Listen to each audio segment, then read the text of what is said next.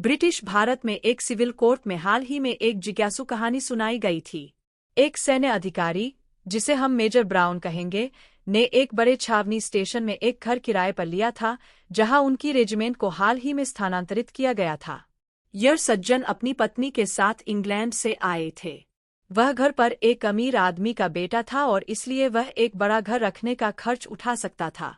यह पहली बार था जब वह भारत आया था और इसलिए वह इस देश की रीति रिवाजों और परंपराओं से अपरिचित था।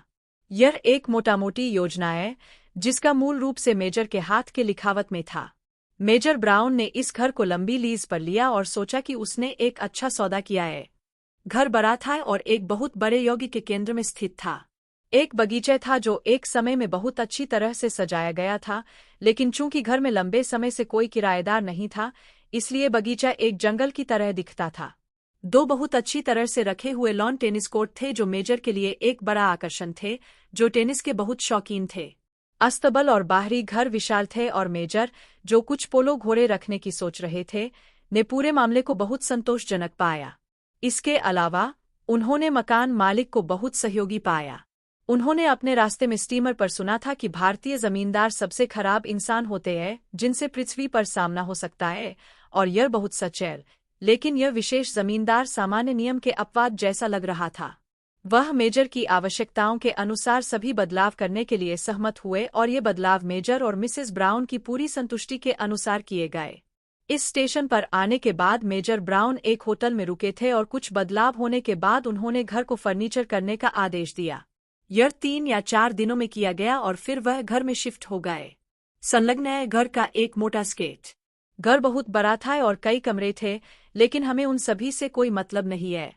सी और ई से चिह्नित स्थान दरवाजे है। अब कोर्ट में क्या हुआ, यह है। 3 सप्ताह से अधिक समय तक घर में रहने के बाद मेजर और उनकी पत्नी ने घर छोड़ दिया और फिर से होटल में शरण ली जहां से वे आए थे। जमींदार ने लीज में निर्धारित पूरी अवधि के लिए किराया मांगा और मेजर ने भुगतान करने से इनकार कर दिया। मामला कोर्ट में गया। पीठासीन न्यायाधीश, जो एक भारतीय सज्जन थे, सेवा में सबसे चतुर पुरुषों में से एक थे, और उन्होंने सोचा कि यह एक बहुत ही सरल मामला है। जब मामला सुना गया तो वादी के वकील ने कहा कि वह लीज को साबित करके शुरू करेंगे। मेजर ब्राउन, जो प्रतिवादी थे और व्यक्तिगत रूप से पेश हुए थे, ने कहा कि वह इसे स्वीकार करेंगे। न्यायाधीश, जो बहुत दयालु सज्जन थे, ने प्रतिवादी से पूछा कि उन्होंने घर क्यों छोड़ा। मैं नहीं रह सका, मेजर ने कहा। मेरे पास घर में रहने का हर इरादा था। मैंने इसे फर्नीचर करवाया और इस पर 2000 रुपये खर्च किए। मैं एक बगीचा तैयार कर रहा था। लेकिन आप क्या कहना चाहते हैं जब आप कहते हैं कि आप नहीं रह सके? यदि आपका सम्मान उस घर में एक रात बिताए, तो आप समझ जाएंगे कि मेरा क्या मतलब है, मेजर ने कहा। आप शपथ ले और बयान दें, न्यायाधीश ने कहा। मेजर ब्राउन ने तब खुली अदालत में शपथ पर निम्नलिखित बयान दिया। जब मैं स्टेशन आया तो मैंने घर देखा और मेरी पत्नी को यह पसंद आया। हमने जमींदार से पूछा कि क्या वह कुछ बदलाव करेंगे और उन्होंने सहमति दी। बदलाव होने के बाद मैंने लीज पर हस्ताक्षर किए और घर को फर्नीचर करने का आदेश दिया।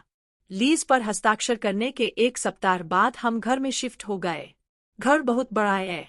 यहाँ भवन का विवरण दिया गया है, लेकिन मामलों को स्पष्ट और संक्षिप्त करने के लिए मैंने मामले के रिकॉर्ड पर अभी भी मौजूद मोटे पेंसिल स्केच को कॉपी किया है और दरवाजों और कमरों को चिह्नित किया है, जैसा कि मेजर ने किया था, अक्षरों के साथ।